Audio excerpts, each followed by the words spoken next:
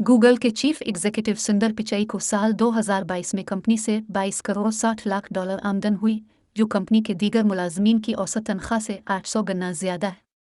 Alphabet N की जानिब से जुमे को सिक्योरिटीज फाइलिंग के बाद से सुंदर पिचई की तनख्वाह ज़ेरे बहस है। यह इंकशाफ एक ऐसे मौके पर हुआ है जब कंपनी की जानिब से दुनिया भर में तनख्वाहें कम की जा रही हैं और जनवरी में ही कंपनी ने दुनिया भर में 12,000 नौकरियां कम करने की बात की थी।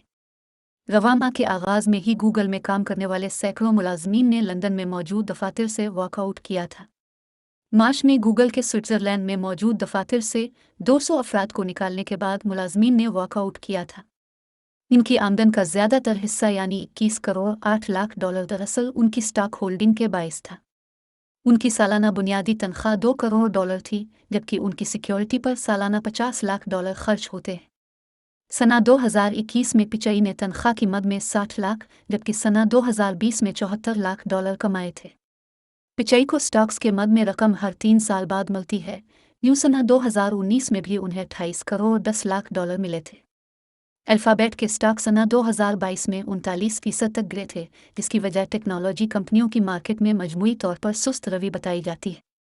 इस साल शेयर्स की कीमतों में दोबारा इजाफा हुआ है, यानी जनवरी से उनकी कदर में 19.5% इजाफा देखने को मिला है। गूगल के दीगर आला एहलकारों को सना 2022 में अच्छी तनख्वाहें मिले, ताहम उनमें से किसी की भी तनख्वाह पिचई के करीब नहीं। ख्याल रहे कि एप्पल के सीईओ टिम कुक ने सना 2023 में अपनी तनख्वाह में 40% कमी थी, जब उन्हें स्टेक होल्डर्स की जानिब से सना 2022 और 2021 में 10 करोड़ डॉलर तनख्वाह हासिल करने पर तनकीद का सामना करना पड़ा था। सुंदर पिचई पर जहां मुलाजमीन की तनख्वाह में कमी और मुलाजमतें कम करने के दौरान इतनी तनख्वाह लेने पर तनकीद की जा रही है, वहीं अक्सर अफराद उनके गूगल के सीईओ बनने तक के सफ़र के बारे में बात कर रहे हैं। आइए जानते हैं कि सनद रपचाई कौन हैं और यहाँ तक कैसे पहुँचे।